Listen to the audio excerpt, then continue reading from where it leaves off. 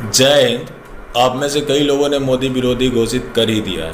खैर, दाग अच्छे हैं।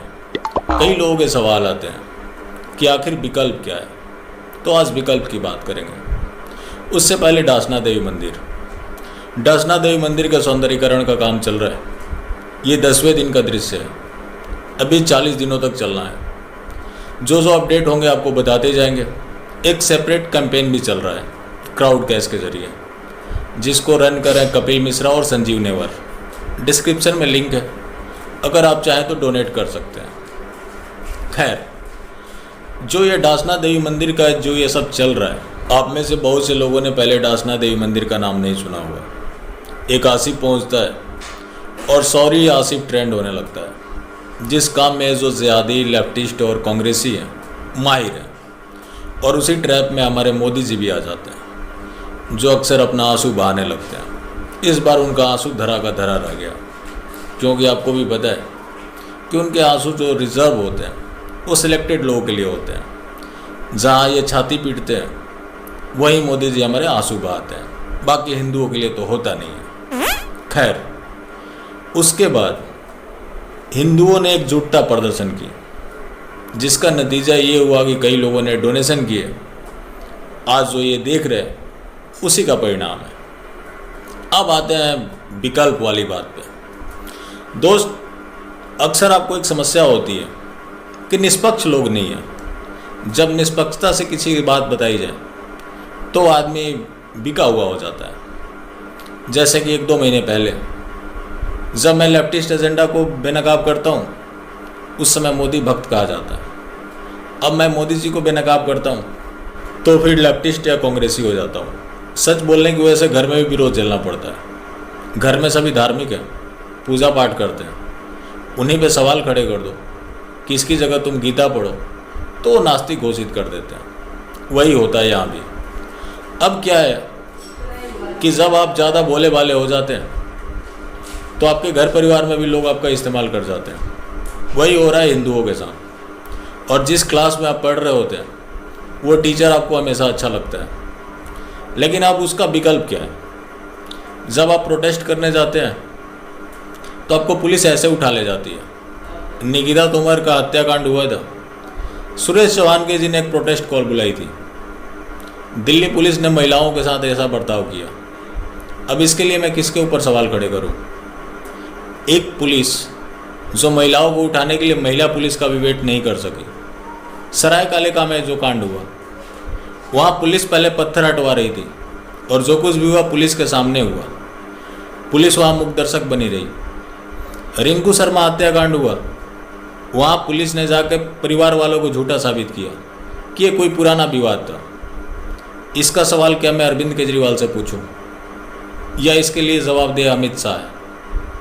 जब आपको सही बातें बताई जाती है तो आपको प्रॉब्लम होने लगती है, लेकिन सच्चाई से आप मुंह नहीं फेर सकते। अब जो हिंदू है आज गुलामी में व्यस्त है, उनके लिए मेरी चिंता है कि आज से 10-15 साल बाद किसकी गुलामी करेगा। आज आपकी विचारधारा की सरकार है तो आज आपकी नहीं सुनी जा रही है। कल किसी और की सरकार होगी तो क्या आपकी एक बात भी सुनी जाएगी? आप और ज़्यादा प्रताड़ित किए जाएंगे। जनसंख्या नियंत्रण कानून को लेकर अक्सर मांग होती है, जिससे सरकार ने पल्ला झाड़ लिया है। अब ये होगा कैसे?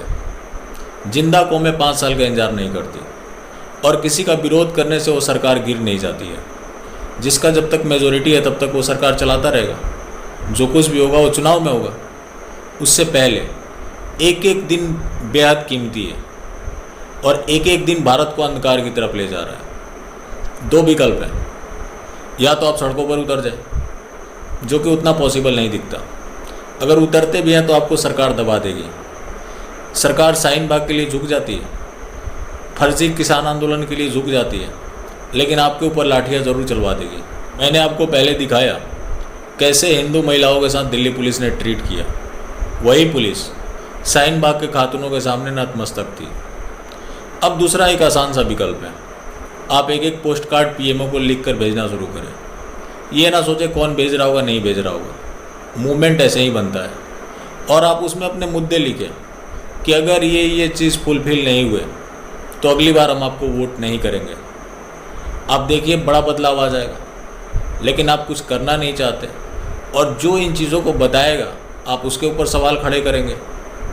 भाई मैं जन्मजात राइट विंगर हूँ, जन्मजात क्या 2-3 पीढ़ी से पहले से ही, लेकिन किसी को कुछ बोलने से सॉल्यूशन नहीं निकलने वाला है। और मैं ये सब क्यों कर रहा हूँ? जो ये पॉलिटिकल हिंदुत्व जन्म लिया है उसको मुझे ख़त्म करना है। इसका वजह मैं आपको बताता हूँ। जब देश तथाकथित रूप से आज़ाद हुआ उस समय पंडित जवाहरलाल नेहरू और महात्मा गांधी, जो इन लोगों ने षड्यंत्र किया, खैर अगली वीडियो में बात करने वाला हूँ कैसे आशिकी के चक्कर में देश बटा। तो उस समय हिंदुओं को जाति के नाम पर बांटा गया। उसके बाद जेपी मूवमेंट हुआ, कई नेता पैदा हो गए। उसके बाद मंडल कमीशन लागू हुआ। उसके बाद 36 पार्टी 36 प्रदेश। प्रदेश तो खैर पहले से थे, लेकिन प्रदेश की भावना तब जन्म हुई क्योंकि सारी जो क्षेत्रीय पार्टियां थी अपने अपने मुद्दे के अनुसार राजनीति करना शुरू कर दी, जिसका नतीजा ये था कि हिंदू जो पहले जाति पाति में अलग बटा हुआ था उसके बाद क्षेत्रवाद में बट कर रह गया। अब क्या है कि जो पॉलिटिक्स को जिन लोगों ने धर्म बना रखा है, पॉलिटिक्स कभी धर्म नहीं हो सकता। धर्म एक अलग चीज़ है, पॉलिटिक्स एक अलग चीज़ है। किसी का बाप कांग्रेसी हो तो बेटा उसको वोट करेगा, और पॉलिटिक्स एक धंधा है। अब कौन किस पॉलिटिकल पार्टी से बिलोंग करता है, पार्टियों के आधार पे आप धर्म तय करने लगे तो ये समाज तो पहले से बिखरा पड़ा है। फिर इस समाज का क्या होगा? राजनीति में लोग खुद के फायदे के लिए होते हैं। कई ऐसे आपने नेता देखे होंगे जो पार्टियां रातों रात बदल देते हैं, फिर उसमें क्या बदलाव आ जाता है। रही बात भारतीय जनता पार्टी की, तो भारतीय जनता पार्टी में जो हिंदुवादी चेहरे थे आज वो कहाँ हैं? विनय कटियार कहाँ हैं? विनय कटियार एक ऐसे नेता थे जिन्होंने बजरंग दल बनाया। आज हिंदुओं के साथ कोई अप्रिय घटना होती है वहाँ बजरंग दल वाले पहुँचते हैं। उनको देखकर लगता है कि चलो हिंदू भी हैं। एक समय भारतीय जनता पार्टी का नारा होता था, भारत माता के 3 धरोहर, अटल, अडवाणी, मुरली मनोहर। खैर अटल जी नहीं है, मुरली मनोहर जोशी कहाँ है, लाल कृष्ण आडवाणी कहाँ है? जिन लोगों ने इस पार्टी को सींचा उनके लिए क्या तर्क दिया जाता है? 75 साल क्रॉस कर चुके हैं। BS येदुरप्पा जो कर्नाटका के CM हैं, उनकी उम्र 78 साल है। ई श्रीधरन BJP के CM कैंडिडेट है केरला में, उनकी उम्र है 88 साल। तो फिर ये दोहरा मापदंड क्यों? तो अब क्या होता है कि अगर हम नरेंद्र मोदी के तुष्टिकरण के खेल को बेनकाब करते हैं तो लोग योगी जी को भी साथ जोड़ लेते हैं। सोना और पित्तल एक नहीं हो सकते। योगी जी गोल्ड हैं, गोल्ड। और ये बात यति नरसिम्हानंद जी भी कहते हैं कि योगी जी की बात मत करो।